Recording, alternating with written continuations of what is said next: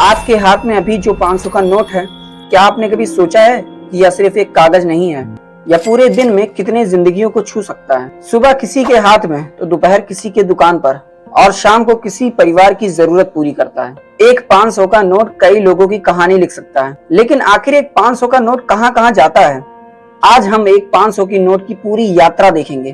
कैसे एक ग्राहक से दुकानदार तक और दुकानदार से सप्लायर तक और सप्लायर से किसी दूसरे इंसान तक कैसे पहुंचता है। और एक छोटा सा नोट पूरी अर्थव्यवस्था को चलाने में मदद करता है।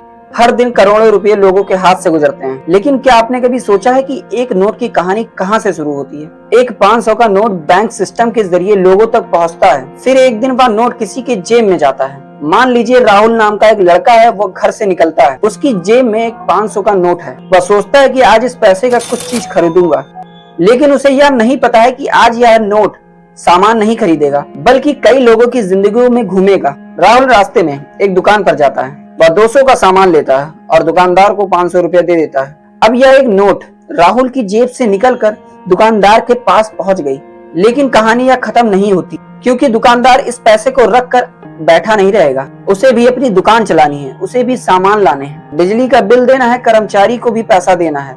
और यह नोट कहां कहां घूमता है, चलिए देखते। दुकानदार अगले दिन सप्लायर को पैसा देता है और सामान लेता है। अब वही 500 का नोट एक व्यक्ति के पास पहुंचता है। कल तक जो नोट राहुल के पास था, आज वो किसी व्यापारी के पास है।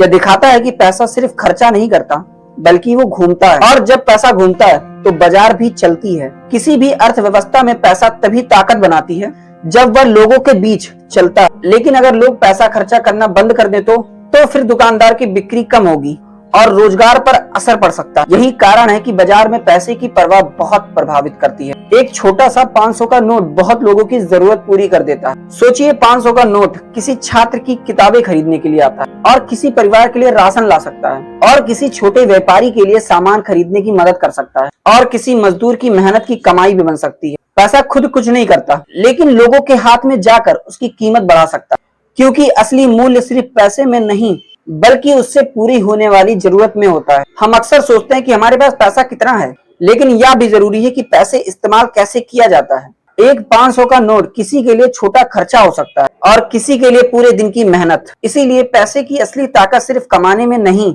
बल्कि उसे समझदारी से इस्तेमाल करने में होता है। बचत, निवेश और खर्चा, ये तीनों पैसे को मजबूत करता है। एक 500 का नोट देखने में केवल एक कागज का टुकड़ा लगता है, लेकिन इसके पीछे बहुत लोगों की जरूरत, मेहनत और सपने भी छुपे होते हैं। यही एक जेब से दूसरे जेब तक जाता है और हर बार किसी न किसी की कहानी का एक हिस्सा बन जाता है।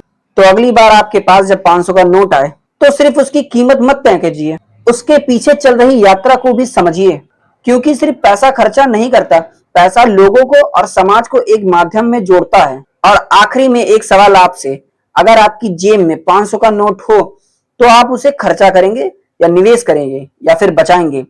कमेंट सेक्शन में आप जरूर बताइएगा। तो आई होप ये डॉक्यूमेंट्री आपको बहुत अच्छी लगी होगी। तो ऐसी ही रियल इंडियन डॉक्यूमेंट्री वीडियो पसंद आई हो तो वीडियोस को आप लाइक और चैनल को सब्सक्राइब करते रहिएगा। और प्यारी सी स्माइल के साथ मिलते हैं आपको नेक्स्ट ब्लॉग में।